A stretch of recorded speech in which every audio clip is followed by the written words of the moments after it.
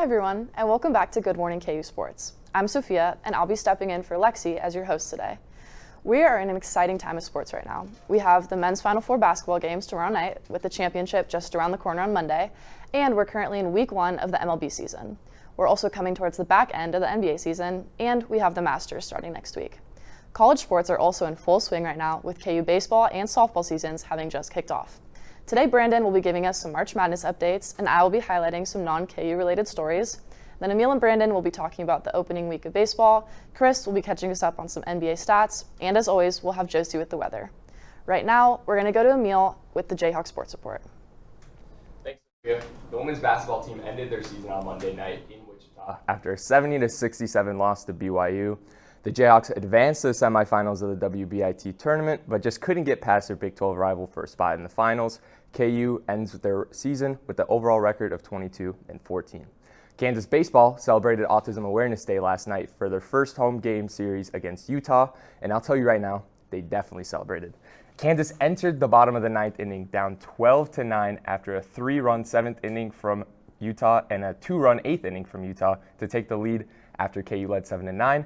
You could not write what happens next. 4 back-to-back home runs, including a Tyson LeBlanc walk-off 2-run home run to seal the deal.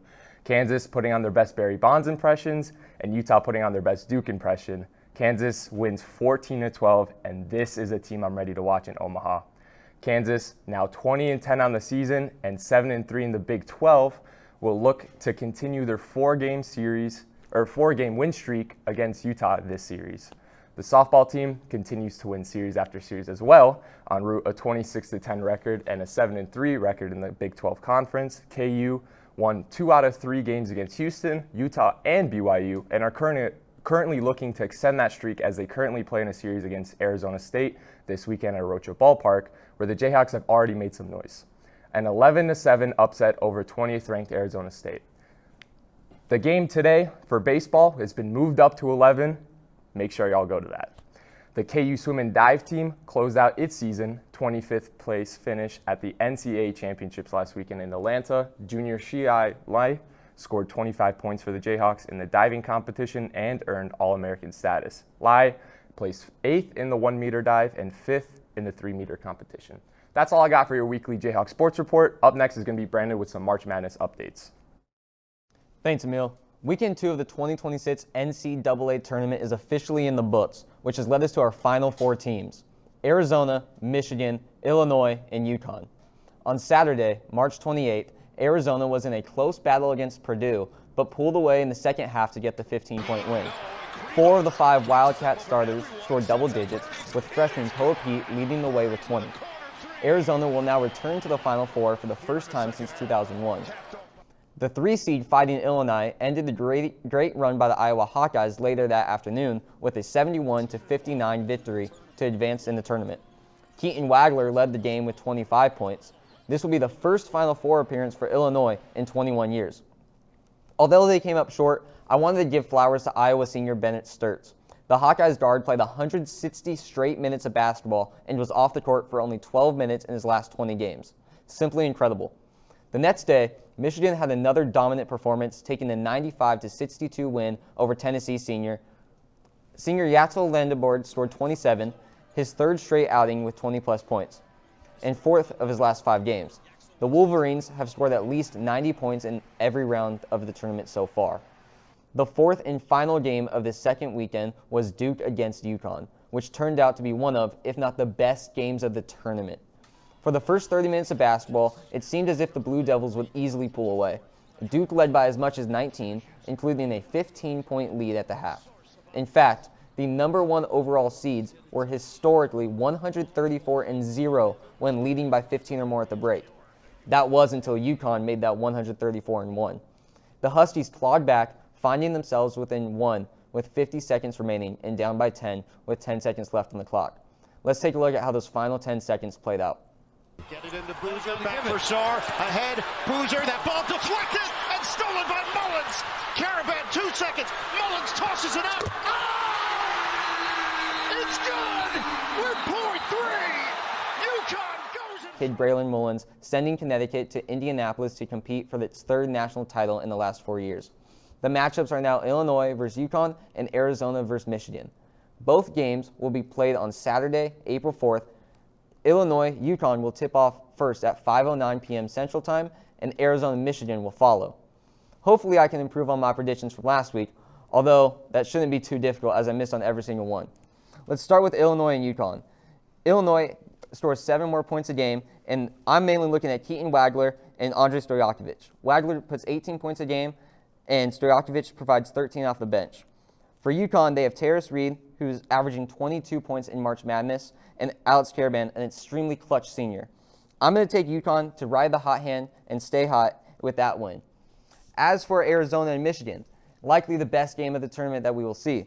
Both teams match up extremely well statistically, but I'm going to ride with the team that's been arguably the best all year in Arizona, with the better guards in Braden Berries and Koa Pete, and the Big 12 Player of the Year, Jaden Bradley.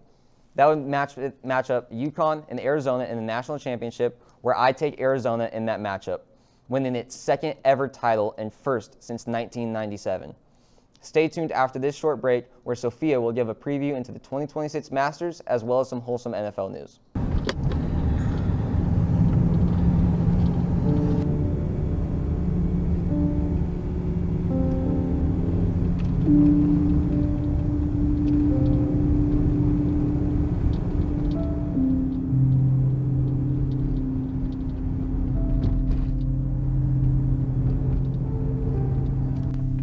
Mike, get off your phone. Put your phone down while you're driving. That's not safe. I've told you this. Please.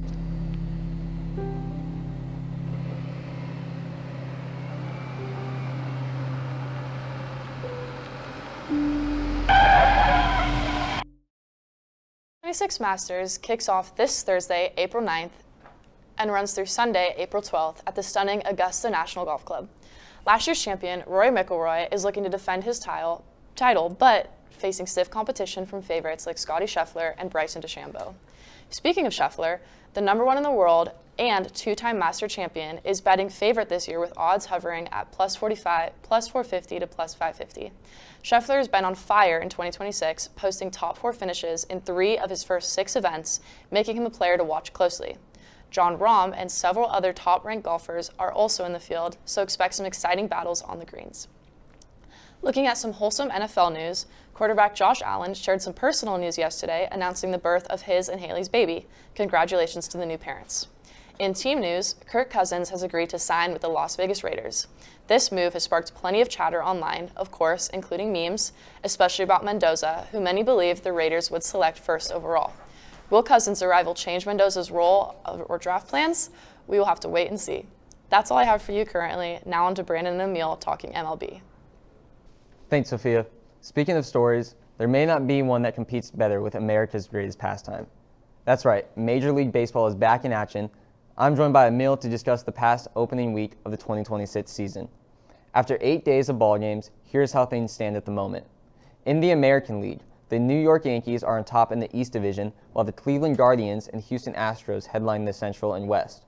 Over in the National League, the Miami Marlins lead the East, the Milwaukee Brewers lead the Central, and to nobody's surprise, the Los Angeles Dodgers lead the West.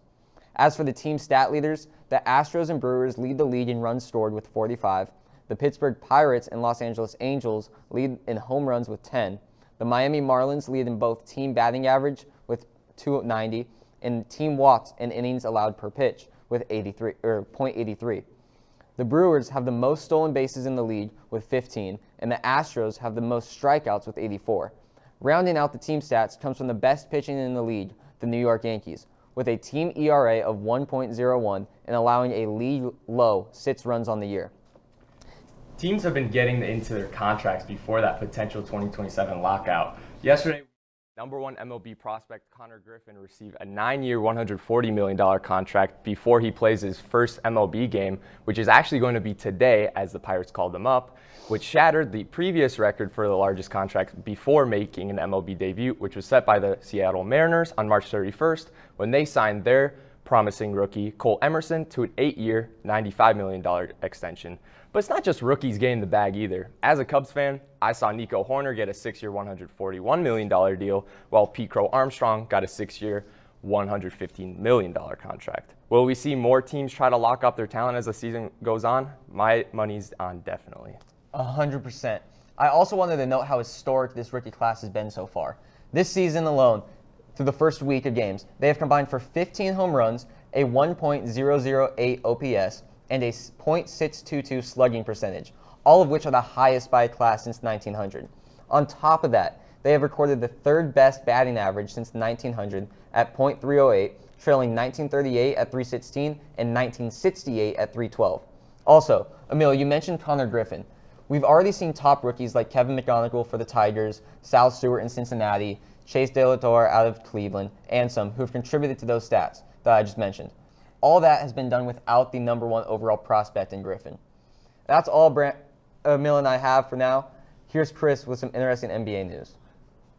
With just 9 days left in the NBA regular season, teams are getting ready for the playoffs and play-in.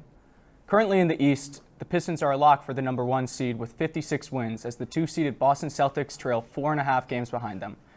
In third are the New York Knicks with 49 wins, trailed by the 4-seeded Cavaliers with 48 wins.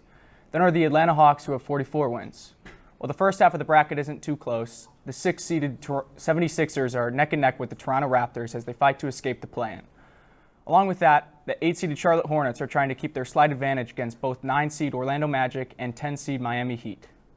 In the West, we're looking at a close battle for the 1 seed with the 59-win San Antonio Spurs just 2 games behind the Oklahoma City Thunder. The Lakers have 50 wins as the 3 seed, and with the Denver Nuggets 1 game behind them. The Rockets have 47 wins as the 5 seed, trailed closely by the Minnesota Timberwolves with 46 wins. As the 7 seed, the Phoenix Suns are pretty much locked in their spot, with the Trailblazers 2.5 games behind them. The Trailblazers, on the other hand, are fighting for the 8 seed, as they are half a game ahead of the Los Angeles Clippers with 39 wins. Finally are the 10-seeded Golden State Warriors with 36 wins. While team record can help viewers predict what will happen in the playoffs, there are a few situations where the record doesn't tell the whole story. The Charlotte Hornets are one of those teams. Since the All-Star break, they're 15-7, and if they catch fire in the playoffs, they could upset a high seed. The Cleveland Cavaliers, while still a high seed, have been performing even better since their addition of James Harden, going 19-8, so watch out for a deep run from them. With that being said, the Boston Celtics are looking better than ever, with their star player Jason Tatum returning to lead them to another finals run. They're my favorite to get out of the East. In the West, there's a lot of talent, and there's many possibilities for who wins. While I'd love to see some upsets, I truly only see 2 teams clashing in the conference finals, and it's the 2 teams with the front runners for MVPs and also the 2 top seeds. That is the San Antonio Spurs and Oklahoma City Thunder. In the end, we've already seen how this matchup goes, with the Spurs winning 4 out of 5 games against the Thunder this year. I have the Spurs to get out of the West. That's all I have for the NBA. Now over to Josie for the weather. Thank you. And man, this weather, it seems like every other day we're talking about a cold front, a warm front coming through, and today is no different. As this morning we're experiencing the benefits of a warm front. We're very moist right now. We're very warm. We're only going to continue to warm throughout the day. But then this evening, a cold front comes through, and with that, we're going to see possible thunderstorms coming through. And behind that cold front, it's going to be cooler temperatures for Easter this weekend. But temperatures right now is 67 degrees. Again, we're going to continue to warm up. Still breezy out of the south, 15 miles per hour our wind, gusting up to 35. So if you're in the shade, it's going to feel cool. And again, cloud cover over most of the area today. Dew point is 63, and our temperature is 67. So we are very humid right now. It's going to feel sticky outside. In Emporia, we can see large widespread cloud cover, and also in Topeka as well, widespread cloud cover. But during the day today, we're going to warm up. In our regional temperatures, we can see 70 down in Ottawa and 62 in Leavenworth. This is a large spread of temperature, and this is because of that front right now. So during the day today, this warm air is going to move to the north, and then this evening we're going to see a cold front sweep through the area and bring a line of thunderstorms for most of the region. 67 in Lawrence and 67 in Topeka as well, and 64 in Kansas City. This afternoon, we're going to see temperatures in the middle 70s for most of the area. And again, this is because of that compression of air. It's going to make us feel warm. Our winds out of the south, 20 miles per hour at 12 p.m. It's going to calm down a little bit through this evening and become more westerly, 14 miles per hour. And we have a chance of thunderstorms. This is going to be about 6 p.m. But again, it just all depends on how quickly this cold front sweeps through the area. Tomorrow, behind the cold front, the high is only 56. So today we're seeing temperatures 75. Tomorrow we're going to see middle 50s. That's a 20-degree difference. It's going to feel colder. And this is slightly cooler than average for this time of year. But we should see some more moderate temperatures after Saturday, for Easter. We're clearing out tomorrow, northwesterly breezes. UV's a 6, but again, it's just too cool to tan yet, but I thought I'd mention it. The wind's going to be out of the northwest, 17 miles per hour, still gusting up to 28, so still that wind sticking around. It's going to feel breezy. Once we get past this weekend, though, we're seeing more mild temperatures. We're going to see 60s. It's going to feel cooler just because we're 75 degrees today, but this is average for this time of year in the 60s. And like they say, April showers brings May flowers. So we're going to see some wet weather conditions in the back half of next week, but overall, some exciting weather this evening. Back to you, Sophia. Thanks for the weather, Josie, and thank you for watching today's episode of Good Morning KU Sports. Make sure to turn into Playmakers at 12, and hopefully this weekend everyone's Final Four brackets can hit perfectly. As always, rock chalk and have a great weekend, everyone.